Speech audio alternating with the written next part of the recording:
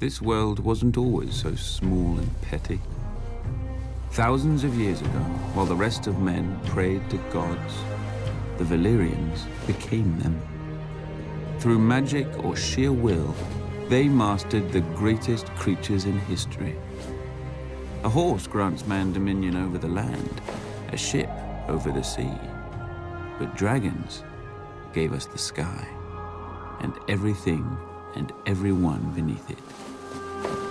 At its height, my ancestors ruled the known world.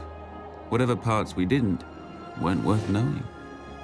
Our capital of Valyria shamed the magnificent cities of the east, for hammers and chisels were no match for dragon fire and sorcery. It was a city and an empire built to last until the end of time. It didn't. 400 years ago, the doom fell on Valyria. Mountains cracked open like eggs, lakes and rivers boiled, fountains of fire, ash and smoke spewed from the ground, so high and so hot that even dragons burned in flight. The land splintered, and the angry sea rushed in. In hours, the greatest city in history became history. But my ancestors didn't burn or drown with the rest of their race. 12 years before the doom, despite the sneers of his rivals, Aenar Targaryen abandoned the capital with his family. Legends claim that his daughter foresaw the destruction of the city in a dream. More likely, Aenar met with some mishap at court and chose exile over execution. He and House Targaryen slinked away to a dreary, remote, god-forsaken island. Forsaken no longer.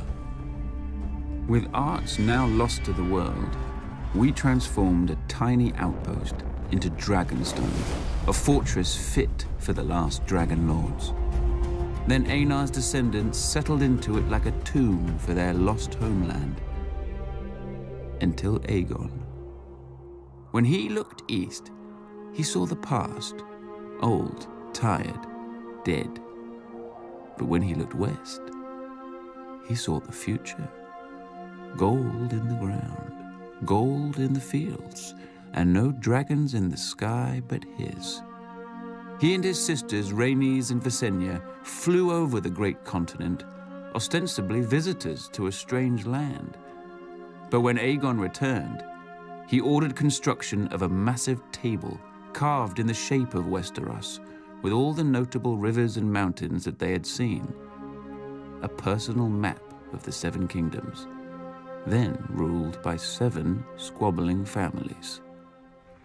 House Durrandon held the Stormlands from their seat at Storm's End, due south of Dragonstone. House Horror of the Iron Islands had also conquered and enslaved the Riverlands, and ruled them from Harrenhal, a monstrous castle rising on the shore of the God's Eye. House Stark held the frozen wasteland of the north, the oldest, largest, and emptiest of the kingdoms.